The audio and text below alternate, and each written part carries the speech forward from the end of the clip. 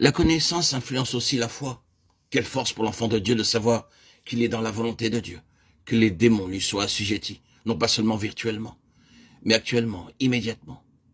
Quelques-unes des expressions employées dans les Écritures montrent clairement la volonté de Dieu et le but qu'il propose à son peuple.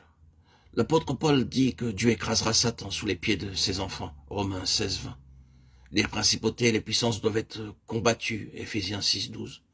Sûrement, pour qu'elles ne triomphent pas du chrétien, il faut leur résister, par une ferme attitude de la foi, 1 Pierre 5, 8, 9. Sûrement pas en ignorant leur présence et leur activité. Il faut s'opposer à leur attaque et les surmonter, Éphésiens 6, 13. Sûrement pas en ignorant ces attaques. Nous sommes conviés à reconnaître leurs desseins pour les déjouer, 2 Corinthiens 2, 10, 11. À les chasser au nom de Jésus, Marc 7, 17. Elles sont obligées de nous obéir.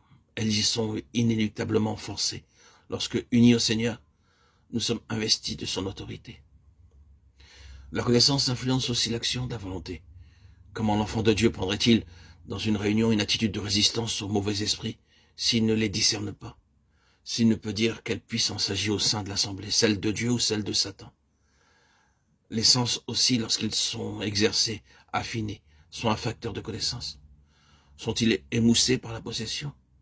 La connaissance nécessaire pour lire et discerner l'activité des puissances des ténèbres s'en trouve entravée. La connaissance gouverne la prière. Abraham cherche à connaître à quelles conditions Dieu épargnera Sodome quand il questionne respectueusement le Seigneur au sujet de la ville condamnée. Il désire connaître les conditions de l'Éternel afin de pouvoir intercéder efficacement pour Sodome. L'enfant de Dieu doit comprendre l'activité des puissances des ténèbres s'il veut pouvoir s'y opposer par une prière efficace. S'il ne la discerne pas, s'il ne la comprend pas, elles peuvent être à l'œuvre tout autour de lui sans qu'il soit capable d'enrayer leur action par la prière.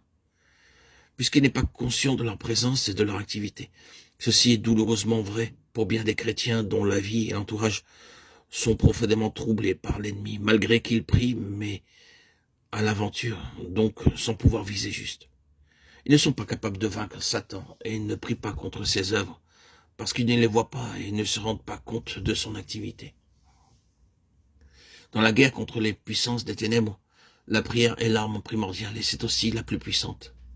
Pour la délivrance personnelle, pour celle des autres, pour paralyser leur action dans le monde où elles s'opposent de façon constante à Christ et à son Église.